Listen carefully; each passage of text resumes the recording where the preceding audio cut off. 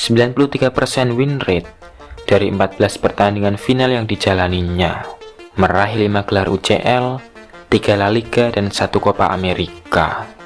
Casemiro, suka atau tidak, memang terlahir sebagai juara.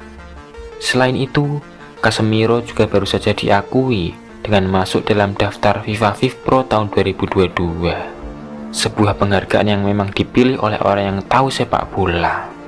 Votersnya terdiri dari para pemain dan pelatih sepak bola profesional, bukan campur tangan jurnalis ataupun polling, jadi sangat kredibel seharusnya. Penghargaan itu tak mengherankan untuk Casemiro, mengingat betapa vitalnya kontribusi ia dalam sebuah tim. Casemiro adalah pemain yang berada di posisi paling underrated, tapi sangat penting dalam sebuah permainan, yakni gelandang bertahan. Casemiro adalah tipe pemain yang sangat cerdas dalam membackup pertahanan. Di samping itu, hebatnya, ia juga sering cetak gol krusial.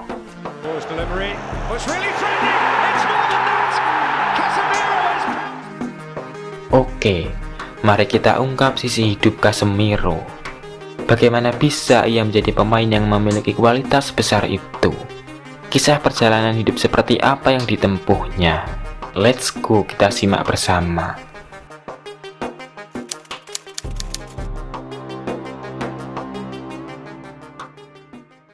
Carlos Henrique Casemiro lahir pada 23 Februari 1992 di Sao Paulo, Brazil, sebuah kota terpadat dan terbesar di negara Samba.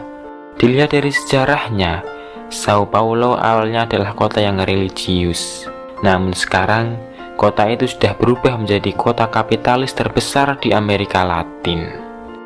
Kota yang menjadi tempat tinggal lebih dari 12 juta penduduk itu juga terkenal dengan angka kriminalitasnya yang begitu tinggi.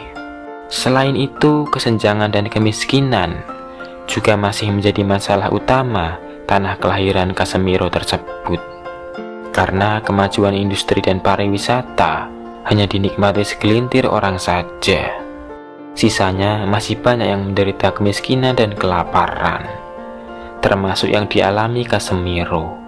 Ia pernah bercerita ke stasiun TV Spanyol La Sexta bahwa dulu waktu kecil ia seringkali tidak bisa membeli makanan lantaran tidak punya uang. Casemiro kecil memang tidak memiliki kehidupan yang enak.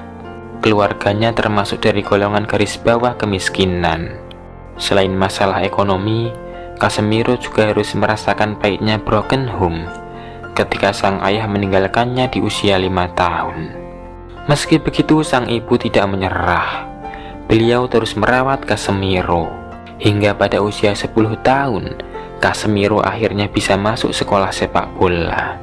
Namun untuk terus berlatih, dia masih harus berjuang, sebab lokasi rumah dan tempat latihannya sangat jauh. Sampai akhirnya perjuangan Casemiro itu berbuah manis. Ketika menginjak usia 18 tahun, Sao Paulo FC memberikan kontrak profesional untuk dirinya. Sejak saat itu, ia mulai bisa membantu peran ibunya lainnya sebagai tulang punggung keluarga.